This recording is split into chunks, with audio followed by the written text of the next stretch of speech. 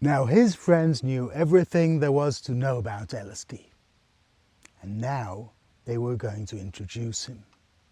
They were down at a German music festival, and they had gotten hold of a little flask of drops with LSD. Only problem was that they had never seen LSD in liquid form before. They had only seen blotters. So as we're sitting there, going to introduce their friend who has never done LSD before, they go, "How many do you think you should take?" "Yeah, I don't know. Perhaps 10? So they drop 10 drops on each back of their hands and they lick them up.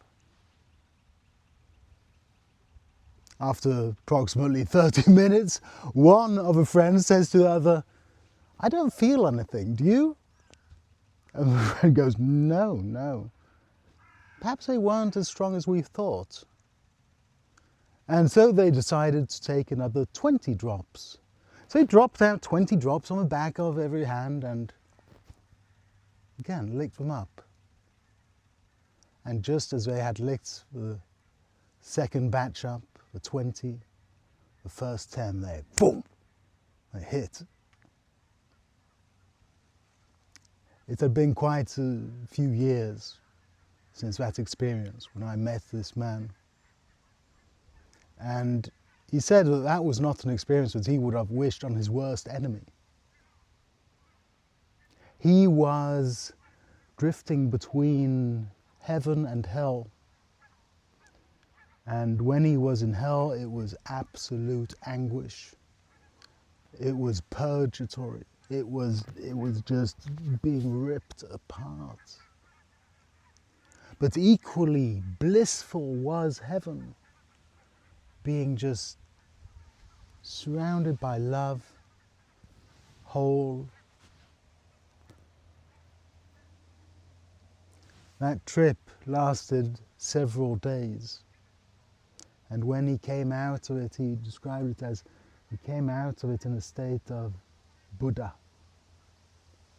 just being totally aligned. Now, for anyone that doesn't know, one drop is usually one dose. 2 drops is a big trip. 3 drops, then you're usually pushing it. 30 drops? That is an insane amount. Insane. My name is Daniel Wilby and I'm a Nordic shaman working with entheogens, and I've been doing that for approximately 20 years. And in those 20 years I have seen lots of mistakes, lots of fuck-ups, and I've made quite a few myself, to be honest. Now, some of them have been funny, some of them have been dreadful, but they have all been easily avoidable. I'm here today to give you 12 common mistakes people do when using psychedelics, so that you don't have to do the same. Number 1, as we heard in the story, not checking the dose. Not knowing how strong whatever it is you have in your hand is. Now, if you buy a bottle of LSD, of liquid LSD, why not just ask the person that you're buying it of, how strong is this? How many drops do I need? At least that would be a good starter. And if you really don't know how strong something is, try a small amount first and don't rush it. Just try it and sit with it, and if there's no effect, then you know, okay, that wasn't enough. That was what Albert Hofmann did. When he first tried LSD, he took 250 micrograms, thinking that that would barely be a threshold dose, but that's a pretty hefty dose. But it's nowhere close to 30 drops. The second mistake that these guys also did in the story, the I don't feel anything syndrome. I don't feel anything. Do you feel anything? No, no. Perhaps it's not that strong. Let's take more. Let's take more. This is so common that people are anxious to get on the road, anxious to start their journey, and they're not really, they're not waiting for the effects. They're so busy distracting themselves with smoking joints and talking to people and playing music and that they're not really in tune with what's happening. And then one goes to the other, I don't feel anything. Do you? No, no, I don't feel anything. Let's take more, let's take more. And the thing is that how fast something actually gives effect can vary a lot depending on many different circumstances. Have you eaten close to the experience? Have you, is there something else distracting you, bothering you, something that wants your attention? There are just so many things, and of course the substance itself. It may be in a form that takes a little longer to be taken up. So how do you avoid that mistake? Well, don't go to your friend and say, I don't feel anything, of course. Wait. Now, effects can be felt from 10 minutes up to 2 hours. So wait. The third mistake, and I suppose this also comes into play with the guy that took 30 drops, is being in an unsafe environment. I've seen this quite a lot at rave parties. People that have never taken psychedelics before, they're at a rave party and they're actually just there to kind of escape or to have fun, or they're not there for meaningful inner experience, finding themselves, seeing their trauma and so on. And they're going around looking for something else perhaps. And then someone says, I've got LSD, I've got mushrooms, I've got And they go, yeah, sure, give me that. I've never tried it before, but hey, let's give it a go. I've heard good stuff about this. And all of a sudden, they're sitting there with their unhealed child, or their inner trauma, or just realizing how bad their life is, or something else.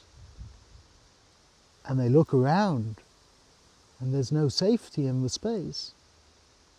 Their friends are not there, or their friends are not safe people. And they're surrounded by strangers. And there they are with their unhealed inner child. Being in an unsafe environment, and I don't mean unsafe as people are going to harass you or something, I mean an environment where you don't feel safe. If you're going to work with entheogens, make sure that you do so in a safe environment, an environment that feels safe to you, with people that you feel safe around, with people that you feel safe to cry in front of, to throw up in front of. Make sure that you are in a safe space. The fourth mistake people do, and I see this a lot, is not being ready to do the work. Now this can come in different forms. You might not be able to do the work because you are in such a bad state at the moment that even if the work is laid out in front of you and presented in a very neat fashion and so on, you're not able to do the work. You're too worn out, exhausted, you're too battered by life. Know when it is time to go into a psychedelic journey. Know when you are capable of taking care of what comes up. and when you're not. And when you're not, do not go there. Then there's the other crowd that thinks, well, the medicine's going to do it for me. The medicine's going to do it for me. I'll just take LSD and then all my childhood trauma will disappear, my addictions will be gone, and I'll be fine. And they don't understand that that's not what the medicine does. What the medicine does is it shows you what you need to do to heal.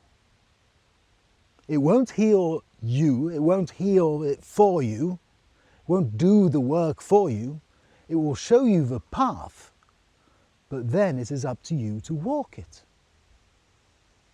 And this is something that we always look at when we're doing screening calls. Are you willing and able to do the work associated with working with entheogens? I could actually say that is my number one question in screening calls. Is this person willing to do the work? Is this person capable of doing the work? And if you're not willing or capable, do not go to entheogens. It might be good for the first few times, but there will come a reckoning where it is not good because you are not willing to do the work.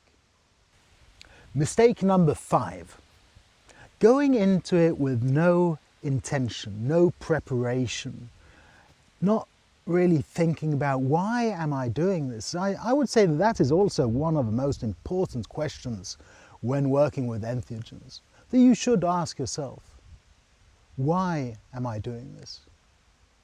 What is my purpose? Now, I'm not saying that your purpose has to be divine or something. I mean, your purpose can very well be just to have fun, just to go for an adventure with my friends. I mean, that's okay. I'm not saying that recreational use is bad, but I'm saying that you should have a purpose with your journey. If you don't have a purpose, anything will be thrown at you. You will be getting what you need. And if you haven't even thought about what your purpose is, if you haven't thought about your intention, and you think that it might be just good colours and good fun, and all of a sudden you are sitting there with the trauma of your life in your lap. Yeah. So before you go into psychedelic experience, think about this. What is your purpose? What is your intention? And how can you best prepare for that? Mistake number 6, and we've touched on this, it is having no integration practice. So what is integration? Integration is, simply put, it is taking the insights from the journey and putting them into action in your everyday life. Making sure that the insights don't just stay there, but they are actually put into action, making your life better. It is quite common, at least for beginners, that they have no integration practice. They're having these trips, but they're not actually taking care of what is coming up. So what happens? After a while, the journeys will become harsher and harsher and harsher until you either step up to integration practice or you just, I cannot take this anymore. Because life is trying to show you something. Life is trying to show you, look at this. You need to change this in your life. You need to heal this in your life. You need to put insights into action. And the more you avoid putting insight into action, the harsher life will treat you. Because you know what you should be doing. You're just avoiding it. If this sounds anything like your trips, the first trips will all happy and beautiful and insightful and everything, but they are getting harsher and harsher and darker, I would say that you're probably not integrating your experiences. You are getting the insights, you are getting the message of what you need to do, but you're not doing the work. So moving on to mistake number 7, inflated ego. Now, a lot of people that start working with entheogens, they will feel that, ooh, I'm doing such progress, that I'm better than everyone else here, aren't I? This is the spiritual ego coming in to kind of trick us. Now, do not get me wrong on this point. I am not saying that ego is bad. There are lots of people out there thinking that ego is bad. That is not my point of view. Unbalanced ego is bad. Unbalanced, and that is usually what we mean when we're talking about ego. We can often have experiences of transcending the ego, or even dissolving the ego death. And in many cases, what we are actually doing, we're leaving the old ego, but transcending into a new super ego, an ego that doesn't even realize that it's an ego. And that's actually a much tougher ego to handle. That imbalance is much harder to work through. Now that ego will say, ooh, we are all loving, caring, kind people around here. We are so much better than those other people over there. Look at them, they're drinking alcohol, they're smoking pot, and ooh, we're good here, doing LSD, mushrooms. Look at them, they're doing speed. Ooh, bad people.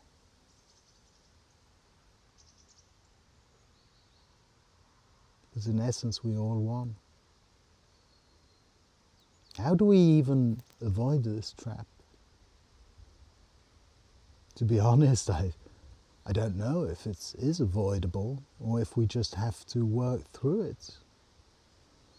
But a big dose of humility, of not thinking that we are more than everyone else. Now for mistake number 8, I want to come back to mistake number 7.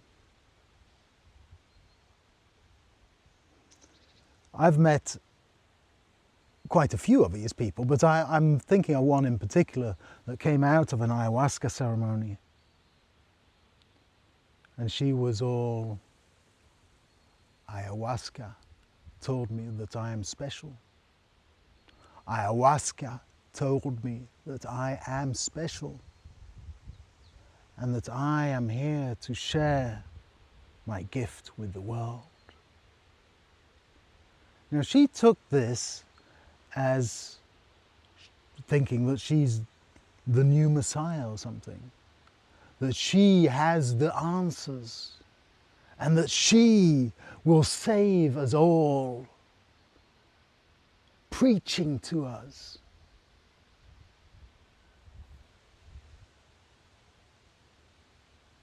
She was special. She is special.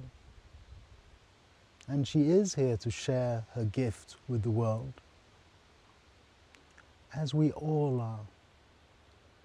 As humans, we tend to forget how special we are.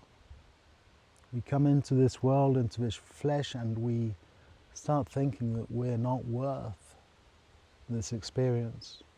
And we start forgetting how special we are, how special this opportunity of living in the flesh is. So a lot of people need to hear, you are special.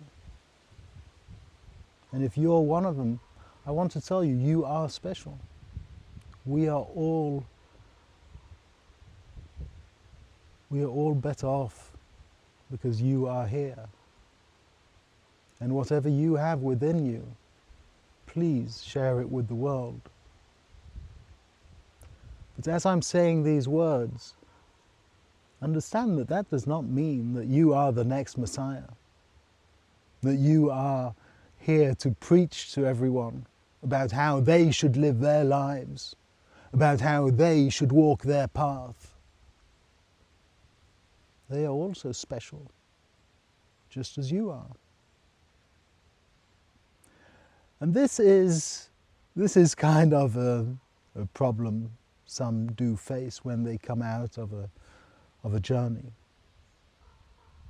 thinking not that the message was meant for them, but that the message was meant for the world. Again, some humility. Mistake number 9, acting impulsively on an insight. So sometimes we come out of a journey and we've had an insight or epiphany, and we start acting immediately. And I'm not saying that that is bad. There are places where that is exactly the right thing to do. But there are also other places where it is, ooh, you should take a deep breath and just sit with this for a while, because you might not have heard the message as it is. So let's say that you come into a session and you get this epiphany that I need to quit my job. Now, it might not be apparent why. You like your job. Your stability, your family life depends on your job. But you're so filled up with the energy of this epiphany that you go into a boss the very next day and just say, no, I'm walking, I'm quitting. And that might be quite an upheaval in your life. And somewhere along the line, I suppose that it might have been the right decision, but it might not. I have seen quite a few people make such decisions in the heat of a moment and then deeply regret it. Now, if that situation is anything like yours, sit with it. Sit with it for weeks. Sit with it for a month. Meditate on it. What is this? Why am I getting this message? What does it actually mean?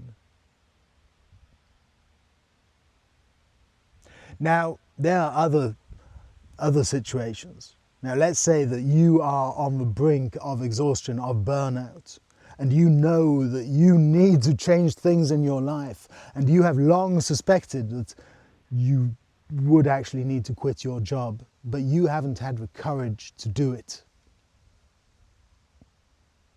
And the first thing ayahuasca or a mushroom or someone else says as you come into a ceremony is, you need to go and quit your job now. And if you don't, you're going to suffer burnout within a week. There, I would say, is the situation to act immediately, because you already knew that answer. Mistake number 10, not respecting the entheogen. Now, many people mistake respect with a ceremonial setting or a scientific setting, that there are protocols in place, or that there are special garments or headdresses or practices.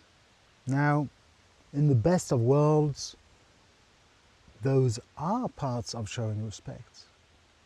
But don't confuse that with respect. That someone is opening the space in a certain way, or that someone is following a scientific protocol, does not mean that they are respecting the medicine, the entheogen.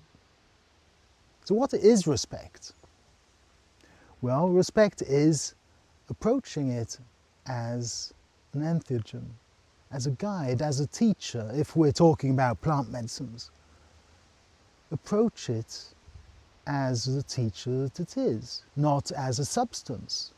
So if you're working with the mushroom, understand that there's someone on the other side. Approaching it as if it were just a substance, that's disrespectful. Being respectful does also mean doing the necessary preparatory work with yourself, being open to the messages that the teacher will give you, being willing to work with it. That is respect. Showing up, not being willing to do the work, just looking for bright colours and a funny experience, that's not respect. Doing the integration work afterwards, that is respect. Taking the insights that the Master has given you and putting them into practice in your life, that is respect. Being thankful for the insights and for the experience, that is respect. But also how you take care of each other in the setting, how you take care of your fellow travellers, how you take care of yourself, how you behave towards others. And I wouldn't even say that's only in the ceremonial space. How do you treat your fellow human beings? With all the insights that you have been given, how do you treat your fellow human beings? That is a sign of respect. Mistake number 11, giving in to distractions. This one is a bit more subtle, but still quite important. Now let me share a story from my own journeys. As you have probably heard, there are lots of curated playlists for the psychedelic experience. You can find a lot of them online. So one day I thought, yeah, I'll try one of these out. So I took my mushrooms and I lay down and I put on one of these playlists. And after a while, the mushroom is kind of yelling in the background, hey, hey, hey, hey! Yes, what is it? What are you doing? Well, I'm listening to this curated psychedelic playlist. It's supposed to be good for psychedelic therapy and so on. Yeah, well, how do you think that you can hear me if you've got all this music in your ears? Yeah, I hadn't really thought about that. So I took my headphones off and continued the conversation with the mushroom. There are narratives out there at the moment that are very much about curated playlists, and what we forget to ask ourselves is, what can that distract us from? I'm not saying that curated playlists are not good. Curated playlists really have a space, but it's not this is what you should do 100% of the time. It's perhaps what you should do 2% of the time. Now, if you build an entire model that is built around curated playlists, you are missing the conversation with the teacher. And I'm just taking that as an example.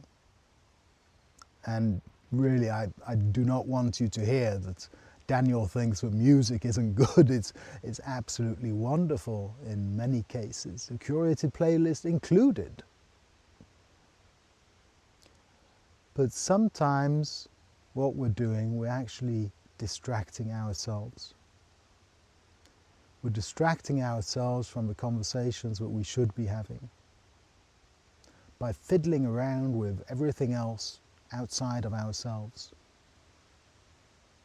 Playlists are a good example of things that can distract us, but there are plenty of things that can distract us. A lot of people, when the mushroom, for example, is starting to give effect, then run around the house doing everything else but being with themselves and with the mushroom.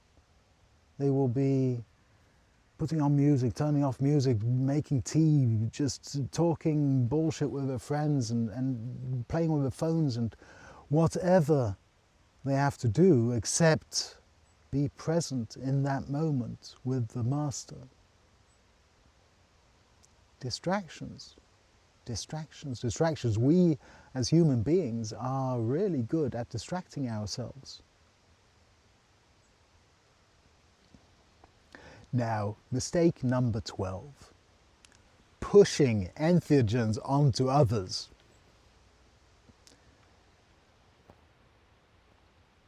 Quite a few of us have woken up to ourselves, have been able to heal, have been able to grow in ways unimaginable.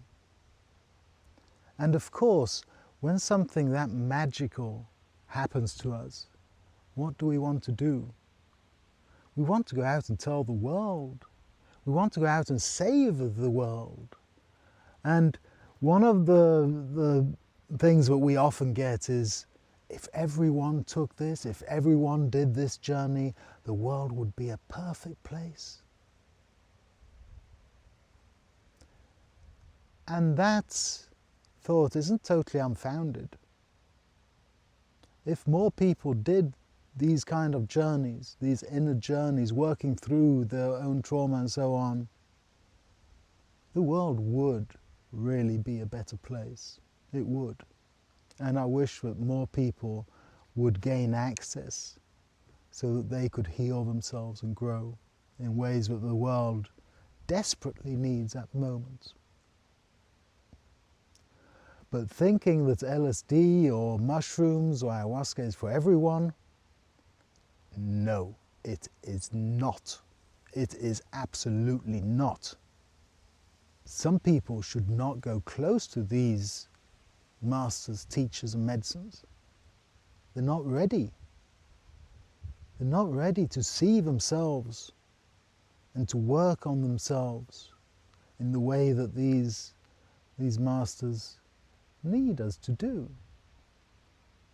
Instead, it will put them in a downward spiral to losing their minds. Now, the way to work around this is not to go to all your friends and say, oh, you need to come along to this ayahuasca ceremony, you need to come along, we need to try LSD, we need to, and kind of push the narrative on them. Instead, what I've found is a much better approach, is just tell your story. Don't get anyone else involved, just tell your story.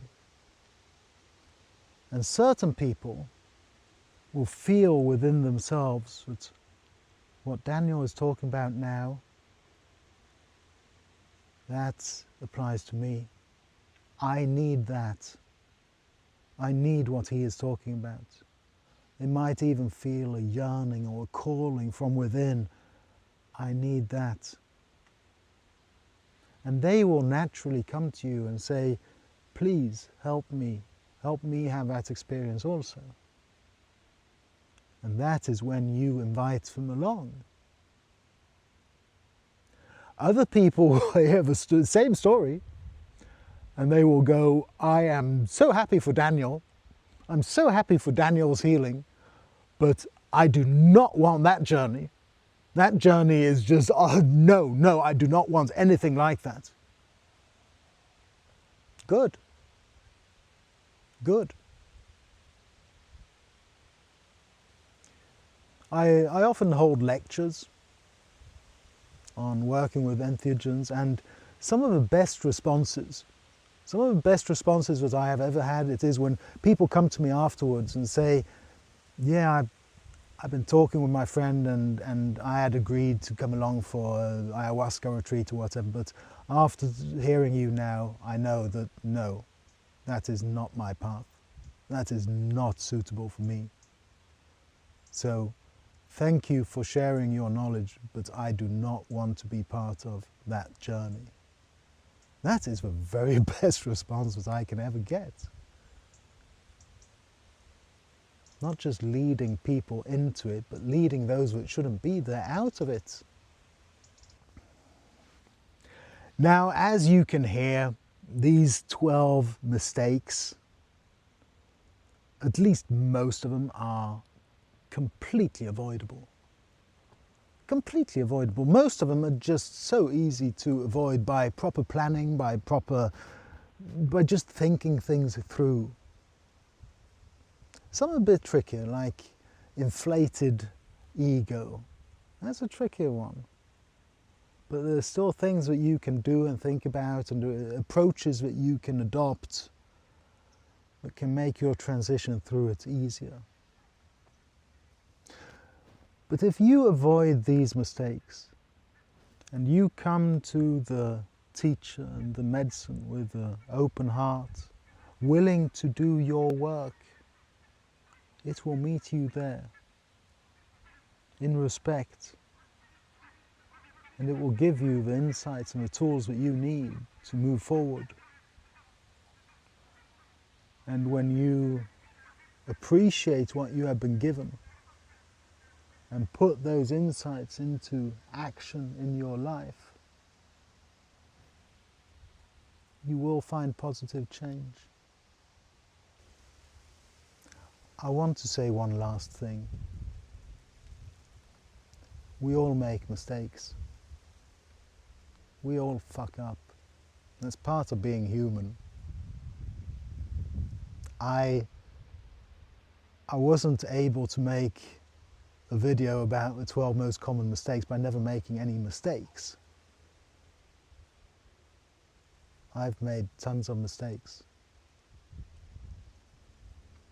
And that's okay. That's okay as long as you are willing to own those mistakes, as long as you are willing to meet up and kind of review the situation afterwards. The plant medicine is all for forgiveness. Don't worry about that.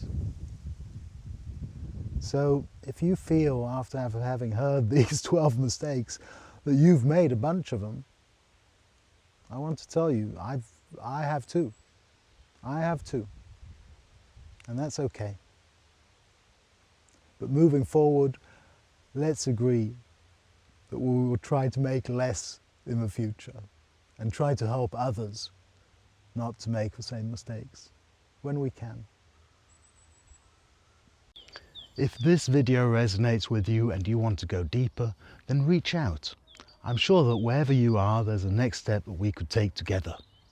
Have a look down below and you'll find the links to my offers. And until next time, I wish you the very, very best in life.